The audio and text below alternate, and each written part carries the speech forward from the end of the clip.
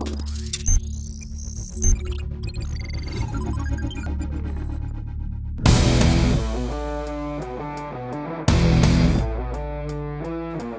anyone who says that our country isn't beautiful, well, they need to take a look at stuff like this.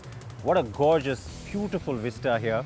That is the Barapani Lake or the Umiam Reservoir just outside of Shillong in Meghalaya. And of course, I'm here to test this car, the one that you've all been asking about, the one that you're very curious about, the new Venue from Hyundai. In a marketplace that remains under pressure, where cars are not really selling as they should, the Hyundai Venue comes like a beacon in the fog. The subcompact SUV has already garnered over 20,000 bookings, and the juggernaut looks set to roll on. Okay, so the big USPs right up front. The Hyundai Venue is India's first connected car with the company's BLUELINK offering. It also brings Hyundai's first GDI turbo petrol engine and first DCT auto to India. And so that is why the first thing I have done is opt for a car with all those traits dressed in a new color, lava orange, though I know it looks more reddish than orange, frankly. The cabin has options of all black, khaki two-tone and denim blue two-tone. I have the black. Now, it's India's first taste of sensuous sportiness, the new design language from Hyundai that's starting to make an appearance on pretty much all the new global models. In India, it starts off with this car, and then of course we'll have the Kona, the EV, and possibly some of the other larger SUVs, maybe some of the sedans as well. But certainly the future models will have a lot of this. So does that mean everything will have slim lights up top and then the headlamp down in the bumper? No, but you will get this really wide cascade grille that's gotten a lot more stretched outwards to give the car, according to Hyundai, a sensuous and sporty look. According to me, a wider stance that makes the car look a little bit bigger. Certainly helps the cause of something in the subcompact space because you're kind of small in terms of footprint to begin with. So emphasizing muscle or size always does help. On an SUV, more so. And that is just as well, since the Venue is not a big car at all. It is also not very tall. It does come across as better built and offering superior material quality to even big sister Creta. The design is modern and there's plenty of sculpting in the metal to make it look robust and muscular. The DRLs are in a square headlamp surround motif. The fog lights are a bit plain and seem like an afterthought though. The tail lights, in my opinion, could have been sexier, though Hyundai is calling them segment first lenticular LEDs. Something about lens-like depth in the light signature at night. Yes, lenticular is a new word for me too. The sunroof is a nice touch, though one that wasn't really necessary. The cabin uses a good mix of metal finished plastics to give it a chunky look to offset the black. The floating touchscreen could have been a tad bigger, but really does the job. The standout new features are that screen with its many connectivity options and the BLUELINK related shortcut buttons positioned on the rear view mirror. That may be convenient, but you also tend to hit those buttons inadvertently while adjusting the day-night option on the mirror, so be warned.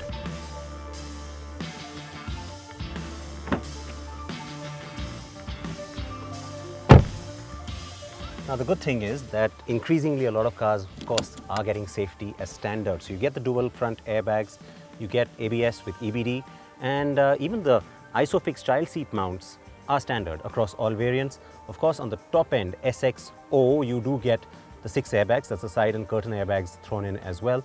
But talking about the space and comfort at the back here, specially designed rear seat for India, and so it's fairly comfortable. Under thigh support could have been a bit better, but space-wise, given the segment and the size of this car, that's not bad. And of course, you do get the rear AC vents, very, very important here in India for sure. The one thing that disappoints me though, that the third seat belt for the middle passenger here at the back, well, it's just a lap belt, and frankly, it should have been a 3-point seat belt nowadays. I think that kind of goes without saying. The cabin will not feel as roomy or airy as the Vitara Brezzas. The Venue feels like a small car on the inside, more hatch-like than SUV, though the seats are pretty comfy.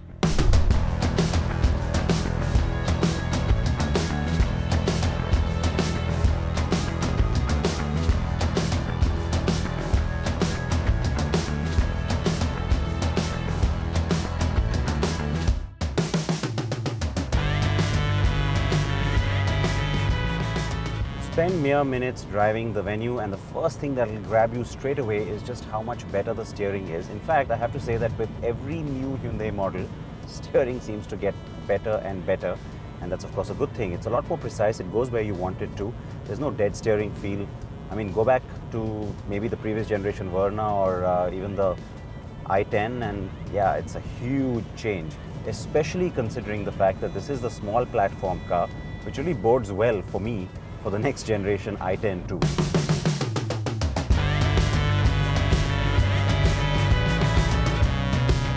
I am driving the Hyundai Venue from Guwahati to the outskirts of Shillong on a new smooth 4-lane expressway, and the car is up to the task. Now all the fuss and excitement of course is around the 1-litre GDI, the turbo petrol engine. It's brand new for the Hyundai lineup in India. It's been around of course in other markets, and it also marks a new chapter in a sense, finally moving away from the 1.2 petrol that's just been around forever, the KAPPA. Well, not moving away completely because that option does exist on the Venue. But speaking of moving away, I mean, it's a huge, remarkably different feel that this engine delivers straight away. It's a lot more energetic and sporty, and you'll find it definitely a lot more fun than that 1.2. Also, once we get into that BS6 era and then beyond, it's really going to be this engine that you're going to start to see across the lineup more and more. And so, or GDI engines in general, I should say, from Hyundai and Kia. And so, yeah, get used to it. That's for sure. What's the bad bit? Just a little niggle that I have, because around 1000 to 2000 RPM, the engine does suffer from a touch of lag.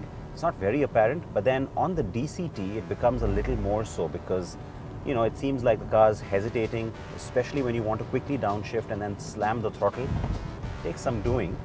Instead, what you could do is do a gradual build-up, and then you find that the car will move forward quite nicely and quite quickly because the engine builds up very nicely if you don't try and force it into anything. Beyond 3000 RPM, absolute gem.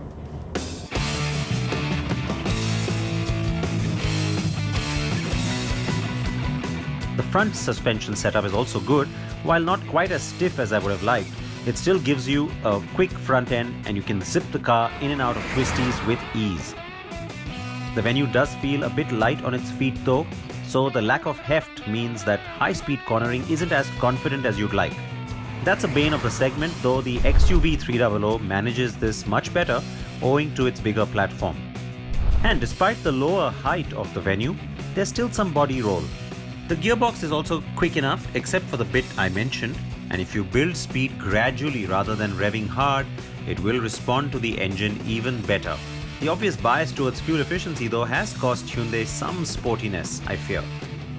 But the compromise isn't severe or one that bothers me too much. The claimed mileage figure is 18.27 kilometers per litre. On the petrol 1.2 KAPPA spec, it's 17.5 kilometers per litre.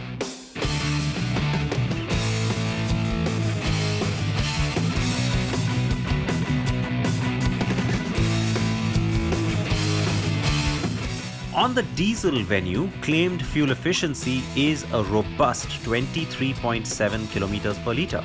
And speaking of the diesel, time to drive it too.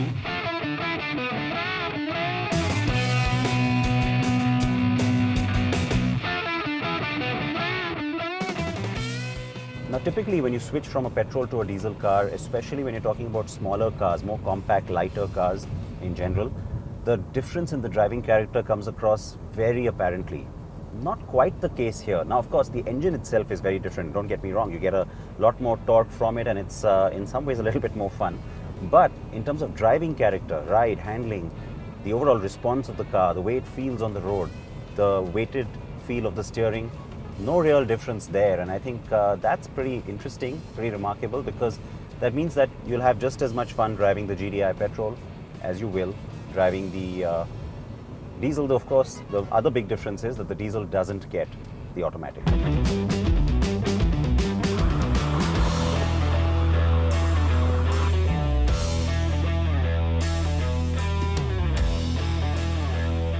Okay, so while I am in here, let's also give this BLUELINK a whirl, shall we? Now that's the third attempt. When I first started the drive, I tried the BLUELINK function up here to call the call center for, just a little bit of help. Nothing. Then tried again in the afternoon, and now several hours later, every time we've been doing this, let me turn it off, I've tried calling at least 2 or 3 times on each occasion. No response. Now, you remember there's the SOS button up here. That's of course in case of an emergency or an accident. You've got the roadside assistance, and then the BLUELINK. The BLUELINK is what I've been trying because I don't want to unnecessarily inform authorities about no incident.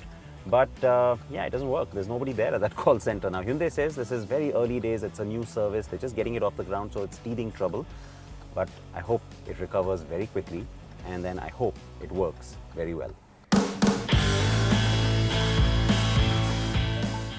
Alright, so I am back in car number 1 now, and time to take you through BLUELINK. The idea is very good. Telematics and connectivity to offer you a suite of services and opportunities. And options, 33 to be exact, of which 10 are India-specific ones. So that's over and above what other market venues will get. The car has an embedded SIM card courtesy a tie-up with Vodafone Idea, and the data subscription is free for the first 3 years, coinciding with the unlimited kilometers warranty and roadside assistance program. BLUELINK has 3 broad interfaces: the buttons on the mirror that I talked about, the touch screen or voice commands in the car's infotainment system, or access through the BLUELINK app on your smartphone. So BLUELINK gives you a fair number of different services. Now, we've established that in terms of what's been promised. Yes, the BLUELINK call-in service didn't work because, didn't work. Having said that, you can also use your app to locate the car, to send navigation directions to the car prior to your journey. Or if you're getting out of the office, I'm far from office, but if you are, then you can actually have the car start up, get the air conditioner running, get the cabin cooled or warmed, depending on where you are. All of that through the app, using it as a remote in many ways. You can also use it to locate your car in terms of finding it in a parking spot when you've forgotten where it is. So let me first go ahead and set in-vehicle temperature to 23 degrees. Keep it running for 6 minutes maybe, so that hopefully that's enough time for the cabin to cool. Confirm. And the signal has been sent. So we'll have to wait and see, of course, now.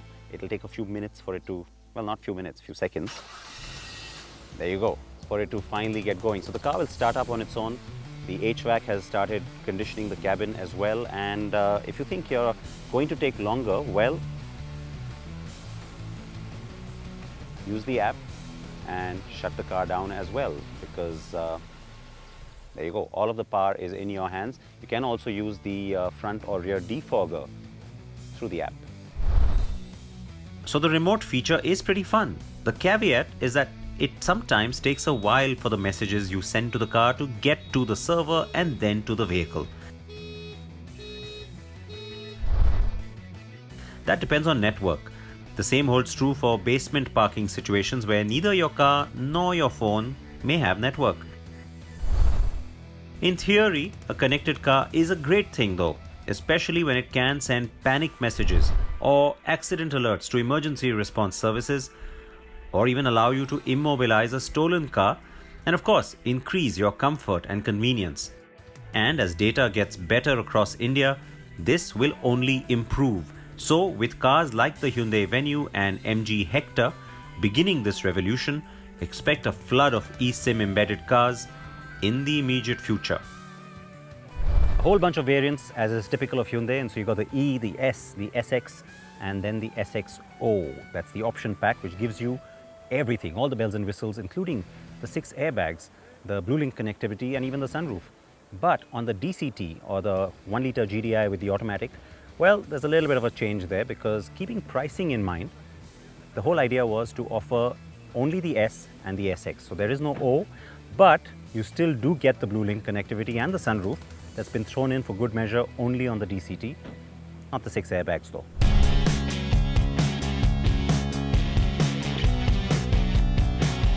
The dual tone is available on 3 body colors. The white and orange get a black roof option, while the blue gets a white roof option.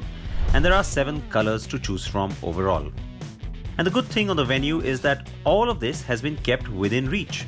with even the top-end fully loaded variants priced rather attractively. So, on the whole, the Hyundai Venue is a well-designed, smart, urban SUV that will tick many boxes and offer great value. The prices are very attractive, and that also helps explain the bookings that Hyundai is getting. However, it's not its prices, but rather for its tech benchmarks, modern styling and build quality, decent ride and handling, comfort and abundant drivetrain options that the Hyundai Venue really comes across as a winner.